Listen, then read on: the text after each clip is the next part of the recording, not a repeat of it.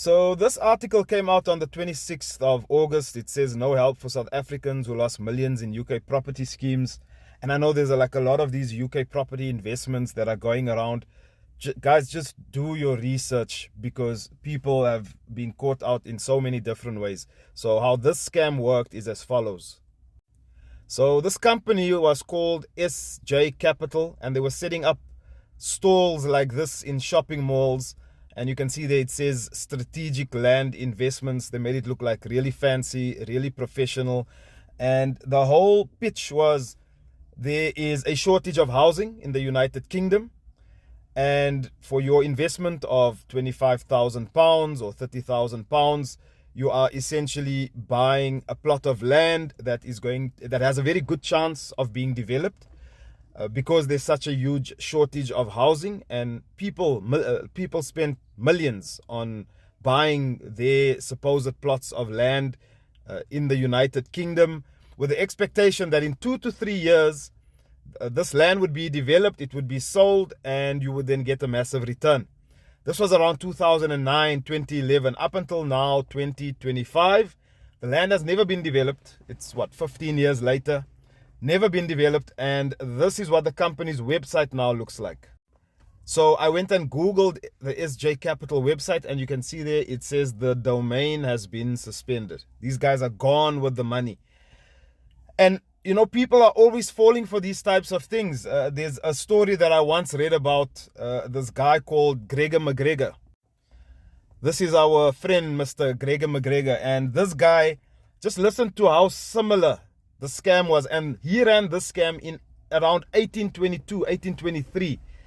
And what he did was, he was basically from the United Kingdom, and they, as it was at the time, he found himself in South America, and he was sort of given some land in South America, but this land was useless. It couldn't be used for anything. You couldn't really even live there.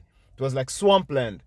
And what he then decided was, how can I make use of this? So he went back to the United Kingdom and he created his own country. He called his land or his country the country of Poyais.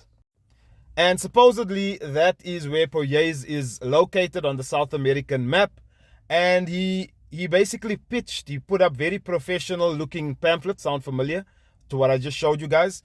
Put very professional marketing brochures together. Made it look, really, really snazzy for the time.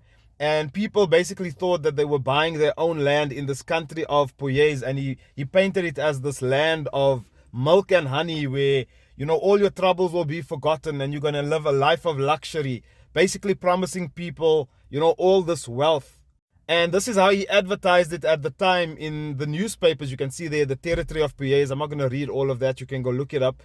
But you'll see here at the bottom, he then had, like there at the bottom, you can see he had, if you're buying quantities of land, it says there, in the above territory, land in the above territory are now on sale in the following quantities as advertised. And he basically advertised what portions of land people could buy. In the end, it also ended up being a scam. People thought that they were buying pieces of land in this country in South America called Poyais. And some of them then jumped on ships, packed up everything because in their minds, they had this title deed. He made it a very professional looking title deed with a coat of arms for this country that didn't even exist. And people jumped on ships, went to this place in the 1800s. And when they came there, absolutely no one living there. And a lot of those people just ended up dying. Why am I telling you this? If scams were, all these scams, it's the same thing. Like they just make certain promises to people, and it shows you as much as human beings have evolved over time, we haven't really evolved, right? We still, fall for the same things that people were falling for in the 1800s. People are still falling for it in 2025. So just be very careful when someone is pitching you something, especially when it's these property scams for investments in other countries. You don't know what's happening in that country, and you're jumping into these investments sometimes thinking you're going to become extremely wealthy, and then you end up getting caught because you think you're buying your own piece of land in some foreign territory and you are now, some rich landowner. Be very careful out there.